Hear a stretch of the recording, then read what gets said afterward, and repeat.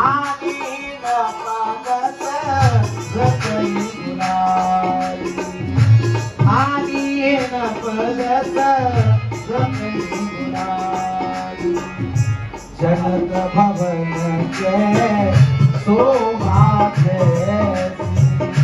ग्रह ग्रह तेरा देखी तेरे श्री विश्वामित्र जी ने कहा कि दूतों को भेजिए। दूतों को पत्रिका दी श्री जनक जी ने और पत्रिका लेकर अवध गए। चक्रवर्ती सम्राट श्री महाराज दशरथ को दिया। पत्रिका को लेकर के गुरुदेव के पास गए। गुरुदेव ने पत्रिका पढ़ी। इतने में ही श्री भरत जी और श्री शत्रुघ्न आए। बोले महाराज ये पत्रिका कहाँ से आई है? उन्होंने बताया कि अभी वही मुनि के साथ जो गए थे वो कह रहे थे कि 2 के 4 होंगे और 2 फिर आएंगे सो 8 हो जाएंगे महाराज। सो वही है। विवाह की पत्रिका आई है। बड़े उत्सुक हुए। बोले तैयारी करो। बारात की तैयारियां होने लगी। सभी जगह पत्र भेजे, निमंत्रण आमंत्रित किया सबको। महाराज श्री दशरथ जी ने पहला रथ सुंदर श्री गुरुदेव वशिष्ठ का तैयार किया गया। फिर महाराज का सभी रानियों की अब बारात की तैयारी हो गई। सुंदर सुंदर अश्वों पर घोड़ों पर श्री भरत शत्रुघ्न विराजमान हुए। बारात की तैयारी हो गई और जब चलने लगे तो बड़े सुंदर शुभ शगुन होने लगे। आगे कपिला वो दूध पिलाती हुई दिखी। नेवला बार बार दर्शन दिया। विप्र ब्राह्मण जो वेद लिए हुए आ रहे थे।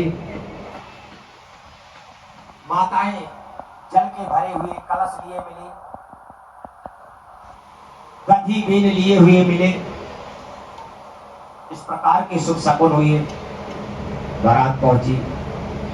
बारात श्री विदेहराज जी के यहाँ सुंदर जनवासा दिया और महाराज दशरथ जी ने तो उनके पैरों को पकड़ा है। ऐसा कहते हैं हमारे पूज्यपाद। श्री जनक जी ने कहा विदेहराज जी महाराज उल्टी गंगा क्यों बहा रहे हैं प्रभु? श्री महाराज दशरथ जी कहते हैं महाराज लेने वाला सदैव छोटा होता है और देने वाला बड़ा होता है। मैं तो आपके घर लेने आया हूं इसलिए मैं छोटा हूं। क्या फर्क? अद्भुत। श्री विदेहराज जी ने प्रणाम किया। महाराज नहीं आप सब प्रकार से आप बड़े हैं महाराज। श्री गुरुदेव विश्वामित्र जी आए। श्री राम जी आए। लखन जी आए। गुरुदेव को प्रणाम किया जाके श्री गुरु वशिष्ठ जी को श्री राघवेंद्र सरकार ने और अनुज ने माता पिता को प्रणाम किया। फिर भाइयों से मिले, नगरवासियों से मिले। अब सुंदर लगन पत्रिका लिखी गई।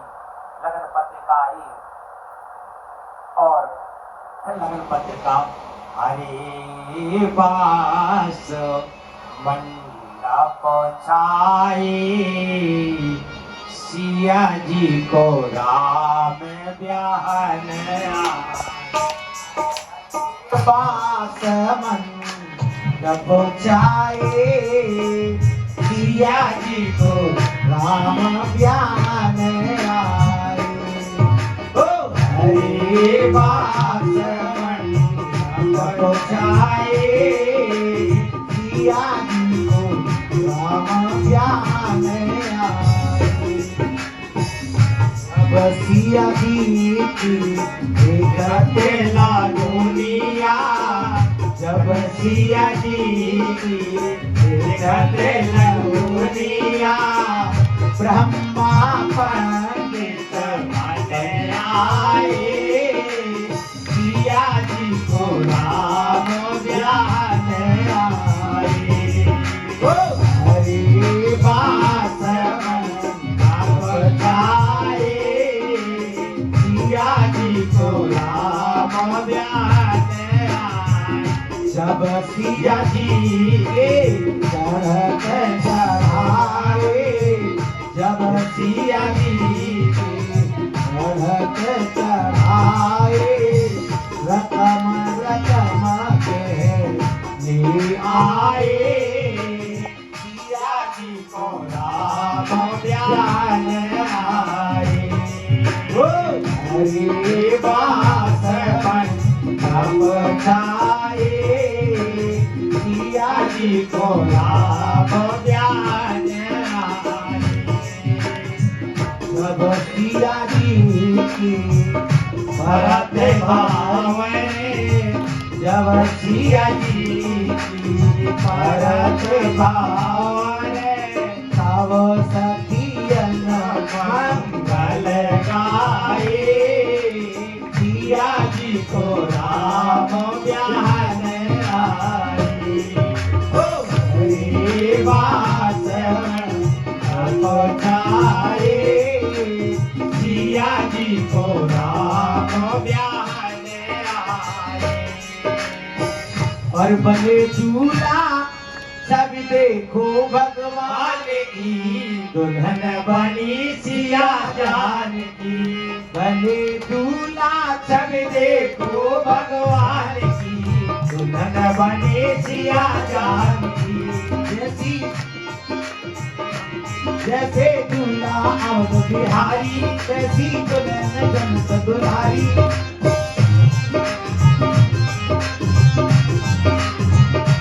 जैसे दूल्हा अवर बिहारी वैसी दुल्हन जनत दुलारी जाऊं धनवन के बलिहारी जाऊं धनवन के बलिहारी मनसा पूर्ण अरे हाँ हाँ मनसा पूर्ण भाई सबके अरमान की बनी सिया जान की बने दूल्हा सब देखो भगवान की बनी सिया जान की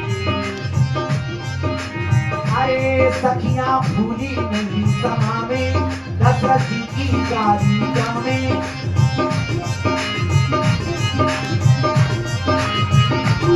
सखियां भूली नहीं समा में दशरथ जी की गाली गावे दशरथ खड़े खड़े वो सकावे दशरथ खड़े खड़े वो सकावे गाली गाती है वो गाली गाती है गीता और जानकी दुल्हन बनी सिया जानकी वो बने दूल्हा छवि देखो भगवान की दुल्हन बनी सिया जानकी राजा बोले तो जोर मेरी सुनिए अवध किशोर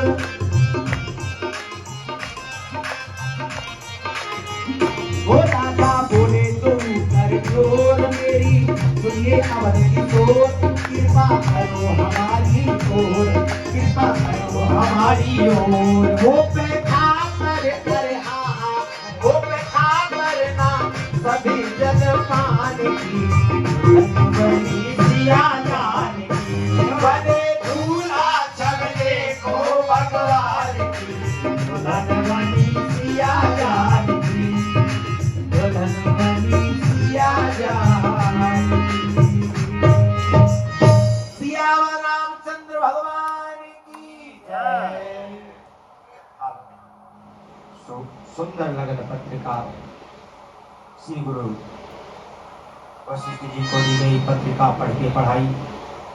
अब भावरों का सुंदर मुहूर्त निकाला गया, सुंदर चौकियां बनी। एक सिंहासन पर प्रथम श्री गुरुदेव वशिष्ठ जी विराजमान हुए, एक में श्री जनक जी के कुल पुरोहित गुरु श्री सतानंद जी भी विराजमान हुए, श्री विश्वामित्र जी महाराज, श्री दशरथ जी, चारों कुंवरों के लिए चार सिंहासन और एक में श्री राम जी विराजमान हो गए। अब श्री राम जी का विवाह पाणी ग्रहण संस्कार हुआ तो श्री जनक जी ने कहा, महाराज जब विवाह ही कर रहे हैं तो दो तो पुत्रियां मेरी हैं, और 2 मेरे छोटे अनुज की हैं, और महाराज आपके 4 सुत हैं, तो अभी एक बार में ही रिश्ता हो जाए। बोलो जय सिया राम। सुंदर चारों कुमारों का पाणी ग्रहण संस्कार हुआ। भगवान के विवाह का ज्यादा तो नहीं कहते, और ना उनके श्रृंगार की चर्चा करेंगे, कितना श्रृंगार हुआ देवियों का। सीता जी का पाणी ग्रहण संस्कार श्री राम जी के साथ हुआ। मांडवी का श्री भरत जी के सुकीर्ति, शत्रुघ्न और उर्मिला जो श्री सीता जी की ही बहन थी, वो श्री लक्ष्मण जी को ब्याह दी गई। इस प्रकार चारों कुमारियों का और चारों कुमारों का पाणी ग्रहण संस्कार हुआ। नित्य महाराज अब खूब स्वागत होता है, रोज ज्योनार होती है, और अवध की स्त्रियां सुंदर सुंदर गाली सुनाती हैं भोजन के समय ज्योनार में, और राजा खूब सुख मानते हैं, मुदित प्रमुदित होते हैं। महाराज श्री दशरथ जी नित्य कहते हैं, महाराज अब विदाई के लिए मुझे बहुत समय हो गया, अब तो विदा कर दें। श्री जनक जी कहते हैं, नहीं महाराज और कुछ दिन रुकिए, इस बार बहुत काल बीत गया। बोले महाराज अब तो आज्ञा दे। श्री जनक जी ने महलों में जनाव किया कि अब विदाई की तैयारी की जाए। चारों कुमारियों के लिए सुंदर डोलियां तैयार की गई। पहले पालकी होती थी, वही तैयार की गई, और जो माताएं थी श्री जनक जी वो शिक्षा दे रही हैं अपनी बेटियों को, हे बेटी आज तक मेरे कुल देवताओं का आपने पूजन किया है, और आज के बाद अब श्री महाराज दशरथ जी के यहाँ जो उनके कुल देवता है उनका पूजन करना, प्रथम सास ससुर की सेवा करना, फिर पति की सेवा करना, ये सब शिक्षा दे रही हैं जो वहाँ की माताएं हैं। और श्री जनक जी सबको यही शिक्षा बेटियों को देनी चाहिए।